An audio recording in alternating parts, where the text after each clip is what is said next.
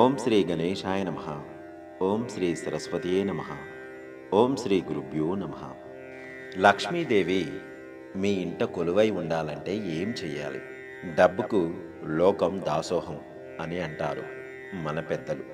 కానీ అలాంటి డబ్బు మన ఇంట్లో ఎల్లప్పుడూ ఉండాలంటే మనకు లక్ష్మీదేవి అనుగ్రహం పుష్కలంగా ఉండాలి.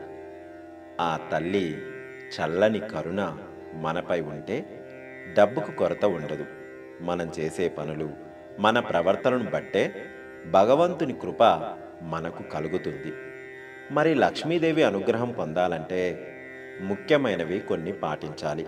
అవేంటంటే, శ్రీ లక్ష్మీ కటాక్షం కోసం సూర్యోదయానికి ముందుగా లేచి ఇంటికి వెనక వైపు గల తలుపును తీసి పెట్టాలి.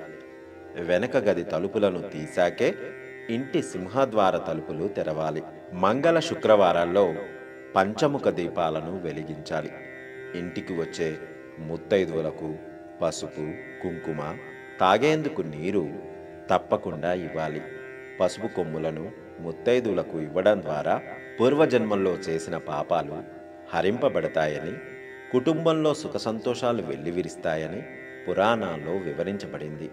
అలాగే పౌర్ణమి రోజున సాయంత్రం స్నానం చేసి సత్యనారాయణ స్వామిని తులసితో అర్చించి పాలతో చేసిన పాయసం, కలకండ, పండ్లతో నైవేద్యం సమర్పించాలి.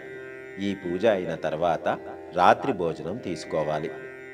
వజ్రం, వెండి పాత్రలు లక్ష్మీ కటాక్షం గలవారికే లభిస్తాయి. ముఖ్యంగా వెండి సామాన్లు, వెండి పాత్రలను ఇతరులకు బహుమతిగా ఇవ్వకూడదు. ఇంట్లో ఉన్న వెండి పాత్రలను తన సంతానానికి కూడా ఇవ్వకూడదని పురోహితులు అంటున్నారు.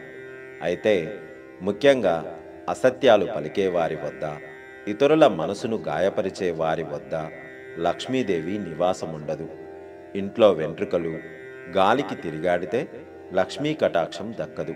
బయటకు వెళ్ళి కాళ్ళను శుభ్రం చేసుకోకుండా ఇంటికి వచ్చే వాళ్ళ ఇంట లక్ష్మీదేవి నివాసముండదు. తల్లిదండ్రులను లెక్క చేయని వారింట, గోళ్లు కొరికే వారింట శ్రీ లక్ష్మీదేవి నిలవదని పురోహితులు అంటున్నారు. లోకా సమస్త సుఖినో భవంతు. గోవులను సేవించండి, గోవులను రక్షించండి. ప్రకృతిని కాపాడడం మన ధర్మం. దయచేసి ప్రతి ఒక్కరూ ఒక్క మొక్కైనా నాటండి. ఇలాంటి మరిన్ని వీడియోలు చూడడానికి మా అనంత స్పిరిచువల్ వరల్డ్ ఛానల్ని సబ్స్క్రైబ్ చేసుకోండి.